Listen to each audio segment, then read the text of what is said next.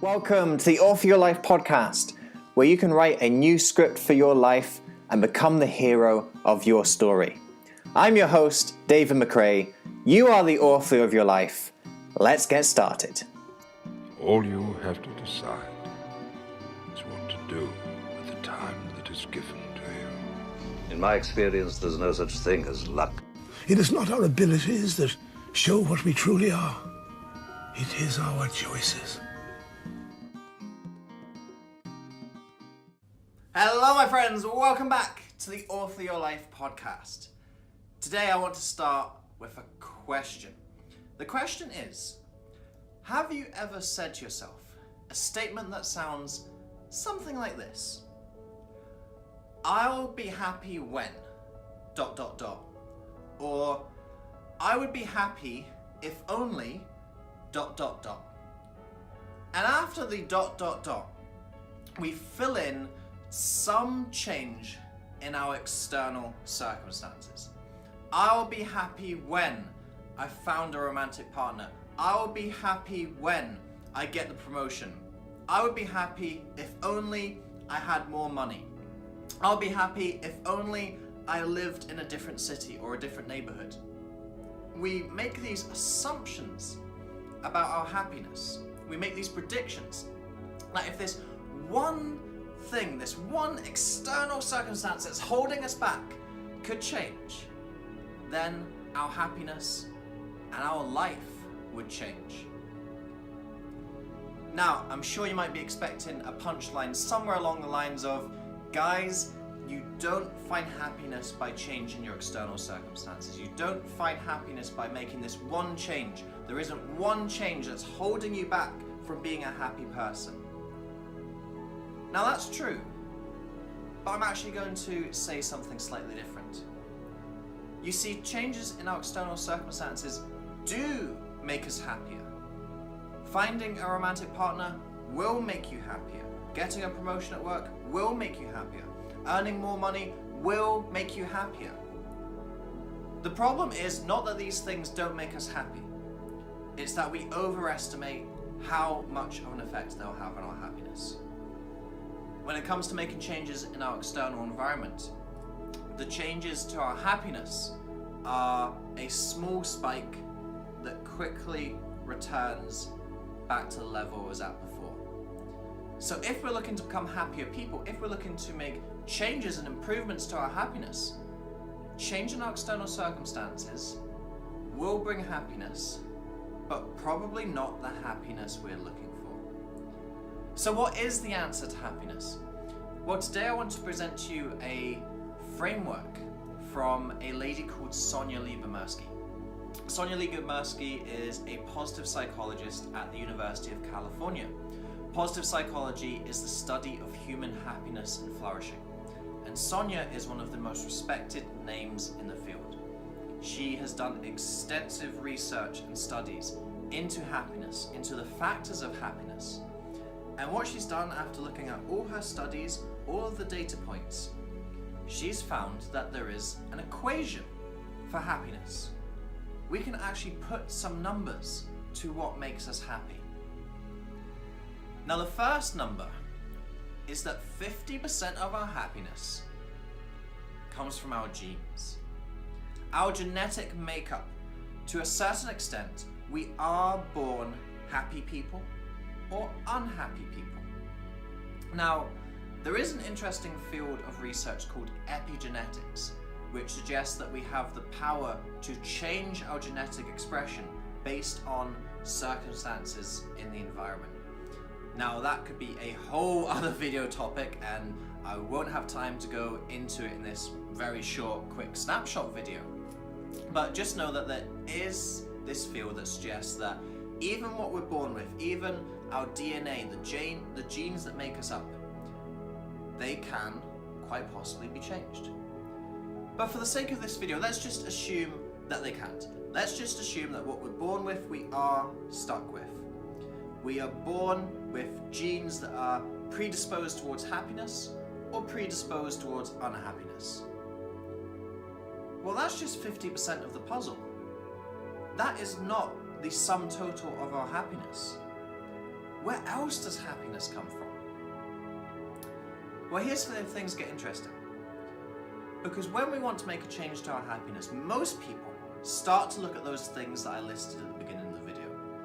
I would be happy if I had the new job, the new partner, if we had a child, if we got rid of our child, if I had a new car, if we lived in a different country. All these external changes. Now, as I said, these things do influence our happiness. They do make us happier. But changes in external circumstances, what Sonia has found, accounts for only 10% of our happiness.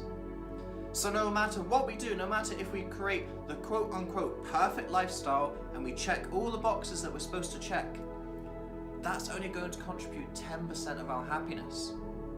And if the other 90% isn't working for you, then it doesn't matter what you change. It isn't going to make you a happy person. So yes, changes to the external circumstances are helpful, they are useful, they do contribute to happiness, but it's not the main part of the equation. Because what the remaining 40% is made up of is in here.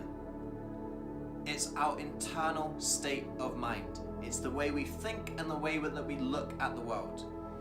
And it sounds cheesy and it sounds trite, but what Sonia's research is suggesting and demonstrating is that we really do think ourselves happy. Happy people are happy because they think they're happy, because they look at their life and they see a happy life. That is a huge component of whether you'll be happy or not. And the thing about that 40% is that is entirely under your control. As I said, 50% is our genes. Maybe we have some influence on that, epigenetics is telling us, but let's just say that we don't. And we can't just go in and completely radically pull out bits of DNA and put other bits of DNA back in. We can't control that to a great level. External circumstances, we can control that somewhat, but for anyone who's been made redundant at work, for anyone who's succumbed to a serious illness out of the blue, for anyone who's had someone break up with them, you'll know that external circumstances aren't that controllable. But what is completely controllable is our internal states. We can choose the way that we think. We can choose the way that we see the world. We can choose whether we want to be happy people or not. And that isn't some woo-woo self-help motivational hype. That is what science is telling us. That's what Sonia Lyubomirsky is telling us. Yes, it's not 100% of our happiness. 100% of our happiness isn't determined by saying positive affirmations and jumping and cheering. But maybe 40% of it is. And that is huge. And that's a huge portion that you have directly under your control. So when you find yourself saying statements like, I'll be happy when, or I'll be happy if only, after that ... instead of inputting some external change, instead of inputting the car, the money, the house, the relationship, the job, after that ... say, I'll be happy when I see the world in a happy way. I'll be happy if only I start to feel truly happy with myself. If I start to find gratitude and appreciation in my life. If I start to look at things through an optimistic lens rather than pessimistic lens. If I choose to engage in projects that have intrinsic meaning to me. All of those factors is what science is telling us is the way towards happiness. And it doesn't come through your bank account, it doesn't come through a ring on your finger, it doesn't come through bricks and mortar. It all comes from in here, in the mind. So you really do have control over your happiness. Sonia calls this the 40% solution.